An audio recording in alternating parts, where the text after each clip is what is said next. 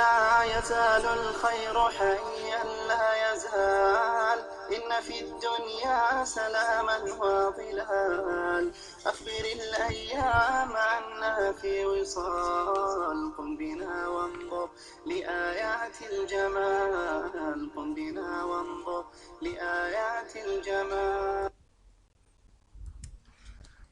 Hi guys, and welcome back to my channel. My name is Gumbajau from Apprendre des langues en wolof. First of all, I would like to say that I miss you. I miss you a lot. I miss everybody, and I'm so sorry. Not to upload video the last days. So I'm so sorry about that. So I welcome the newcomers. Okay, telling them that make yourselves at home. Yeah. And I invite those who haven't subscribed to my channel to do it. Yeah, it's very important. Salut les gars, j'espère que yéen a ngi ci jàmm baax a baax dal leen jàmm baax ba seen jàng anglais ak seen mbokk Gumba Jaw from Apprendre des langues en wolof. Tout d'abord ñu ngi jégalu baax a baax ci gëj a tàbb bi donc ñu koy jégalu xëy na ñàkkoon jot la rek mais suñu xalaat li à chaque fois mu ngi ci yéen donc di leen jégalu baax a baax di wax rek namm naa leen baax a baax donc di leen baalu àq di wax ngeen baal ñu ci tabaski bi ngeen suñu borom nangul suñu jaam yàlla ñu fekk ko ay déen war incha allah di dalal sama gars yi doog a ñëw di leen wax ne kër gi seen kër la ok di wax gars yi abonné gul ñu abonné koy donc loolu dina ci dimbale baax a wax pour ñu gën a mën a continuer. Okay guys, donc today's lesson we are going to give you ways to say I'm sorry in English. Ok tey incha allah ci leçon bi ci bind tey bi dañ leen indi ay yoon yoo xam ne boo bëggee wax maanaam maa ngi jéggulu ci anglais yan yoon nga ko am na façon yu bëri yoo xam ne mën nga ko wax maa ngi jéggulu ci anglais boobaa yan yoon nga wax bu bokkut ak sorry bu ngeen xam wala I am sorry donc ku ne yaakaar naa boobu miin ngeen ko donc am na yeneen yoon yoo xam ne mën nga ko wax ci jéggul maanaam ci anglais. Ok, so without further ado let's jump right in. bu njëkk am mooy sorry yaakaar naa bi moom xam ngeen ko sorry mooy désolé asif wala asifa. ok donc mën nga ko wax bu ma ko situation bu man doon donc comme exemple ngay dajeek nit fel ko wala yu demee noonu wala loo def teyoo ko donc mën nga ne sorry. ok next one mooy I'm so sorry mooy maa ngi jéggul lool maa ngi jéggul bu baax a baax daal comme par exemple nga def loo xam ne maanaam war na jéggul donc nga jéggul I'm so sorry. ok boobu bii nag moo gën a fort maanaam sorry donc I'm so sorry. ok maa ngi jéggulu bu baax a baax I'm so sorry. ok bi topp mooy I'm really sorry wala I'm very sorry. I'm really sorry wala I'm very sorry ba tey mook bi jàlloon la rek ñoo yam. ok donc pour wax nit rek ne ko maa ngi jéggulu pour wane ko ne maanaam daal li nga def xëy na yaa ngi koy jéggulu. ok je suis vraiment désolé ana asifun xaqan wala ana asifun jiddan. ok next one mooy pardon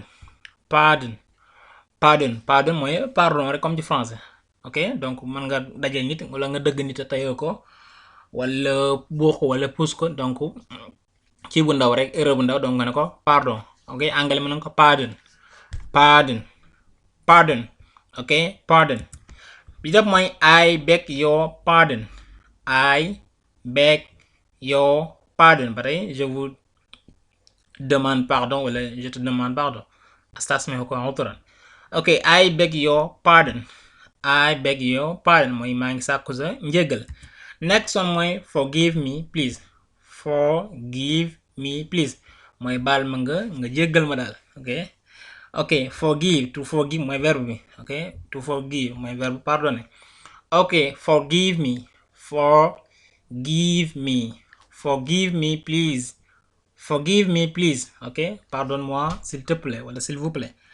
ok the next one mooy I apologize waaye I apologize donc am na ñu koy prononcer I apologize for the delay masalan I apologize wala I apologize. ok for the delay mooy maa ngi jégalu baax a baax ci maanaam ci retard bi.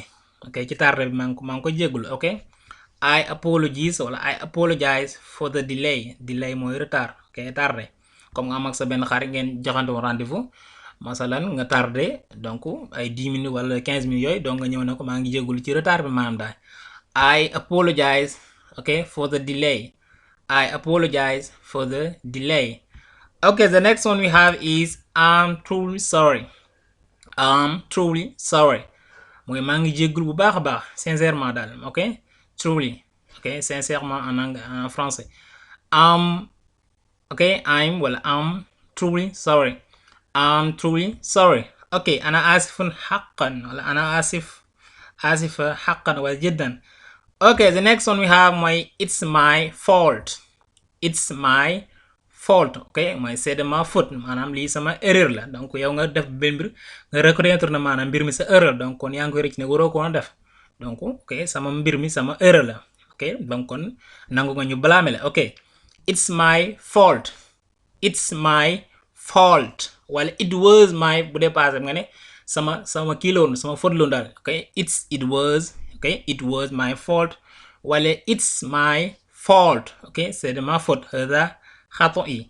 The next one we have mooy sorry about that mooy maa ngi jéggul ci loolu ok désolé pour ça asif bi sha'ni dhalik ok jéggulu ci mbir moom ok maa ngi jéggul ci loolu comme ni ñu koy waxee rek ok sorry about that ok the next one we have mooy excuse me ok excuse me mën nga ko wax par exemple boo laaj nit dara nga ne ko baal ma ok par exemple nga ne ko baal ma laaj la waaw mën nga wax excuse me parce que zaalik mën nga ko excuse me mën nga wax boo bëggee jàll dara nit taxaw ci bëtt bi nga ne ko baal ma ba tey mën nga ko anglais ba tey boo comme ni nga wax rek comme nga def dara tamit te teyoo ko mën nga wax excuse me ok excuse me ok the next one we have mooy I would like to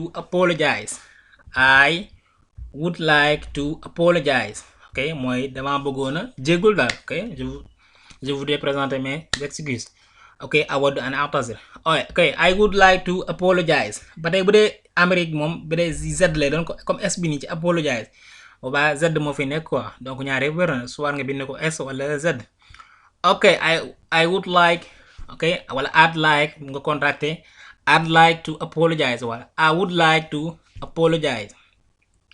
Okay, the next one we have mooy my apologies ok mooy sama njéggal daal mes excuses mooy ba tey maa ngi jéggu rek my apologies ok donc gars yi xam naa kon la moo doon leçon bi tey di am yaakaar baax a baax ni am na solo donc li ma fàttoon wax rek mooy que ne leçon bi ni ñu ko def genre PDF donc dinañ ko def lien ci description bi donc koo soxla mën nga ko télécharger insha allah. Okay guys, thank you all for listening and God bless you and don't forget to subscribe. Okay, thanks for watching. Okay, God bless you all. See you next time. Till then, take care. Bye.